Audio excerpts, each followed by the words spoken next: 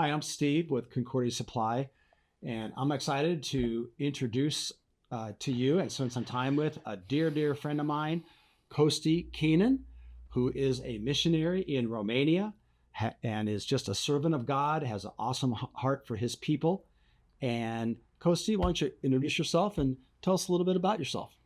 Yeah, so my name is Costi, and I was born and raised in Romania, and I grew up in under a government care system, and been there since birth. I ended up in a hospital, then a group home, then another group home with over 200 boys, and been there for a few years, and until we started getting visits from different people, and I got to be adopted out of the orphanage at 11, 12 years old, I can't remember, by some American missionaries that were visiting the orphanage at the time.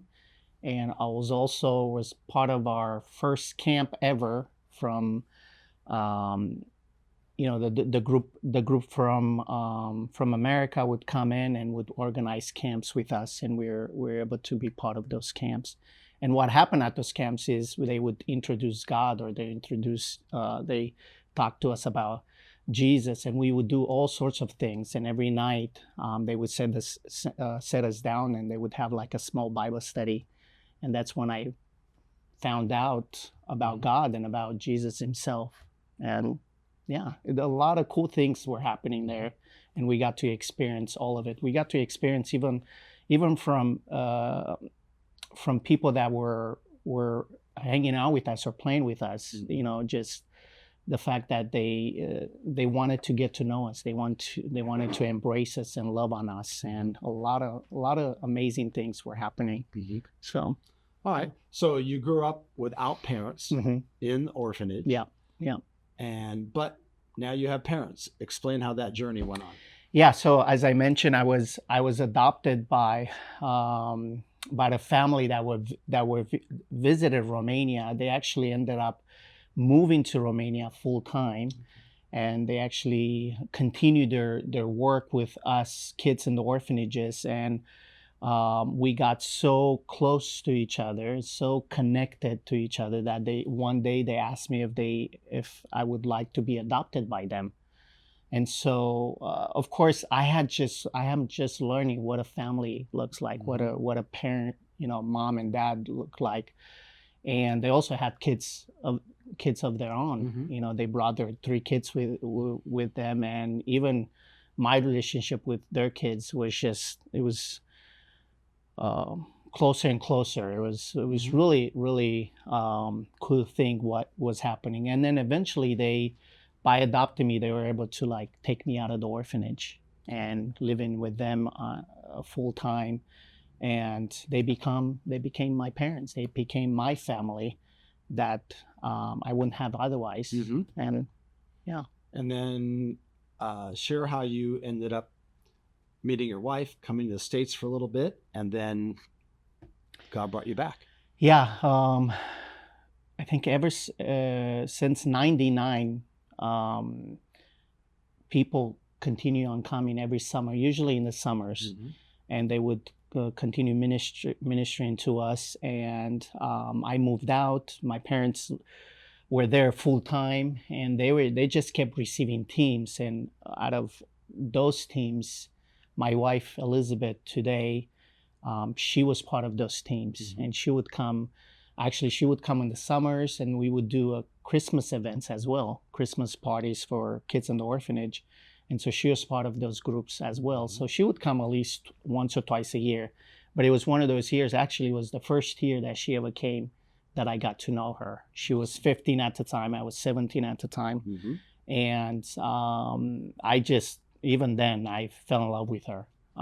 We had to keep it under the...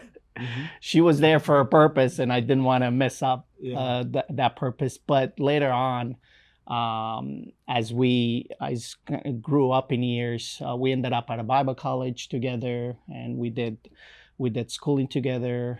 She did a year in Costa Mesa, I did a year in Hungary, and then at some point she had transferred herself to Hungary, and then we graduated together in Hungary. And it was during that time that I was able to ask her to marry me. And in 2007, we got married.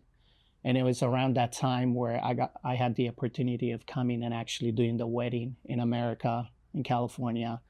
And then I didn't know whether I'm going to stay here, whether I was going to go back. I knew for a fact that God was calling me back to Romania and calling me back to really serve the orphans.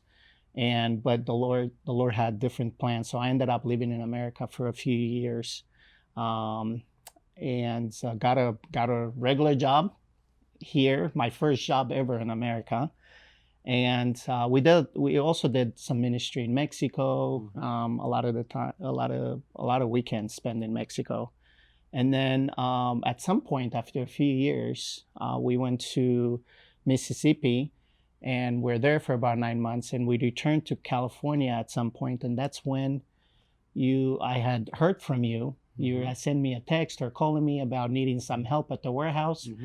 And I can't tell you what year was that. It was a long time ago. And then I ended up working for Concordia for a couple of years. You did. Yeah. You did. Yeah. So as you know, my wife Tony and I, and then eventually our 4 boys, we first went in 2002, met you in 2004. Yeah. And we did another probably 10, 12 years of camps with you and our boys and other people that joined us for the journey. And so we walked with you and totally understand that side of things. So, and then you ended up here working at Concordia for a few years, touched all of our people. It was just fun how you got to, basically you minister wherever you go, and you even did in the warehouse. Yeah. And then you ended up back in Romania. Yeah, so we ended up back in Romania after living in America for a while. And I went with the intention of continuing the ministry that was started years prior.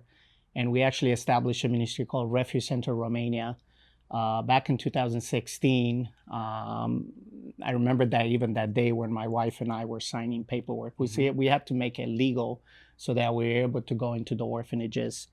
So we established a legal entity, and we've been doing that ever since. We're in 2026, and we've been serving in Romania since then.